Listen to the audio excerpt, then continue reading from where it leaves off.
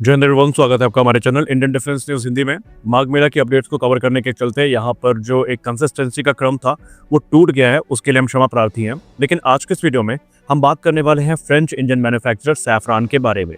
Saffron को लेकर के गत 10 से 12 दिनों में कुछ बड़ी रिपोर्ट सामने आई है, जहाँ पर सैफरान के अधिकारियों का बयान हो गया या फिर भारत के अधिकारियों का बयान हो गया। ये सारी चीजें सम्मिलित हैं और ये जो अभी टिप्पणी चल रही है ये सिर्फ अब एमका इंजन तक सीमित नहीं है, क्योंकि हम सब भली भांति जानते हैं कि भारत फ्रांस के साथ मिलकर के एक 5th जनरेशन इंजन पर काम कर रहा है, जो कि 120 से 140 किलोमीटर तक का थ्रस्ट जनरेट करने में सक्षम है। और अभी तक ये भी माना गया था कि संभावनाएं प्रबल हैं कि जो इंजन विकसित किया जाएगा ये आगे चल के इंजन स्वैपिंग के थ्रू तेजस मार्क 2 या राफेल में इंटीग्रेट भी किया जाएगा।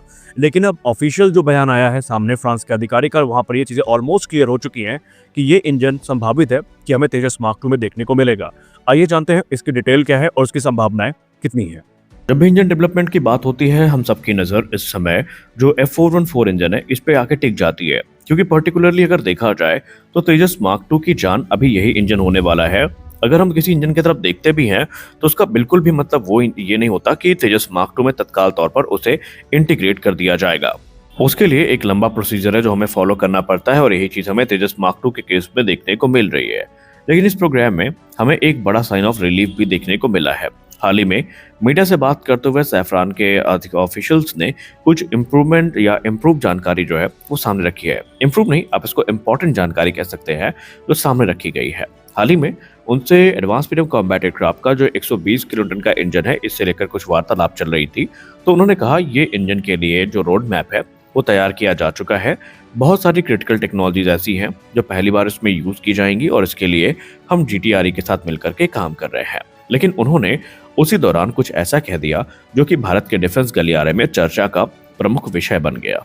उन्होंने कहा कि ये इंजन कोर अपग्रेडेबिलिटी के साथ आपको देखने को मिलेगा, यानी इसमें इनिशियली तो आपको 120 किलोटन का थ्रस्ट देखने को मिलने वाला है, लेकिन रिक्वायरमेंट के हिसाब से इस थ्रस्ट को 130 या 150 तक एक्सपैंड किया जा सकता है। और इससे भी बढ़ के बात ये थी कि उन्होंने कहा कि अभी तक ये इंजन बेसिकली एमका मार्क 2 के उद्देश्य से बनाया जा रहा था, जहां पर हमारा प्राइमरी फोकस यही है कि हम इसको एमका मार्क 2 में इंटीग्रेट करें।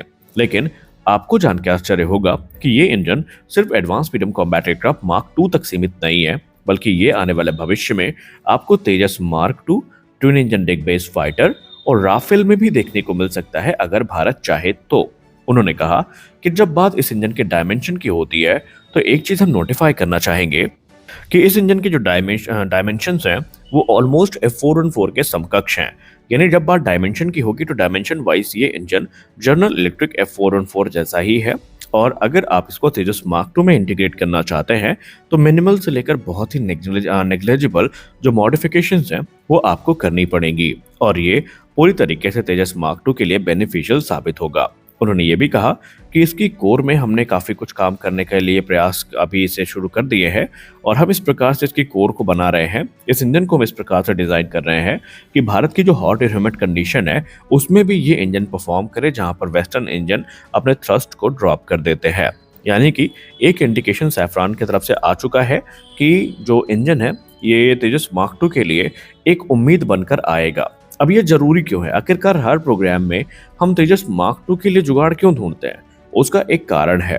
अमेरिका के साथ हमारे जिस प्रकार के हालात हैं और जिस प्रकार अमेरिका अब ट्रेड को एक वेपन के तौर पर यूज कर रहा है, हमारे लिए बहुत जरूरी है कि जितनी जल्दी हो सके हम जो अमेरिका के ऊपर अपनी ओवर डिपेंडेंसी है इसको दूर कर लें। और यही हमारे लिए हितकर है, क्योंकि आपको पता ही है कि अभी तक F414 को लेकर जो अड़ंगा है ये पूरी तरीके से क्लियर हुआ नहीं है। अभी तक डील फाइनलाइज हुई नहीं है, और अगर डील हो जाती है, मान लेते हैं कि हो जाएगी, 80% ट्रांसफर ऑफ टेक्नोलॉजी के साथ आपको इंजन भी मिल जाएंगे।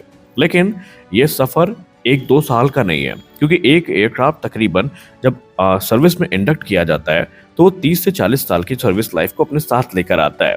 यानी F414 को लेकर इस केस में हमारी डिपेंडेंसी सिर्फ 8-10 साल की नहीं है, बल्कि 30 से 40 साल तक हमें इस इंजन पर डिपेंडेंट रहना पड़ेगा। और जिस प्रकार से अमेरिका इस समय प्रोग्राम कर रहा है, बीच में हो सकता है इसका प्रोडक्शन बंद कर दिया जाए, और उस स्थिति में हमें इसके लिए स्ट्रगल करना पड़ेगा, क्योंकि अमेरिका अपने F-18 सुपर हॉर्नेट्स को ऑलरेडी यहाँ पर अब प्रोडक्शन खत्म करने वाला है, और बहुत कम एयरक्राफ्ट ही होंगे जो इस इंजन को यूज करेंगे। तो जाहिर सी बात है, एक्सपर्ट्स मानते हैं आने वाले समय में जो अवेलेबिलिटी इशू है उनसे भारत को जूझना पड़ सकता है। और इसीलिए तेजस मार्क 2 में हमें सैफरान का ये जो इंजन है जो GT-RA के साथ बनाया जा रहा है, इसको प्राथमिकता देनी चाहिए और इस पर काम भी करना चाहिए।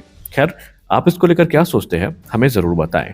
इस वीडियो में बस इतना ही, मिलते हैं अगले वीडियो में, तब तक के लिए जय हिंद।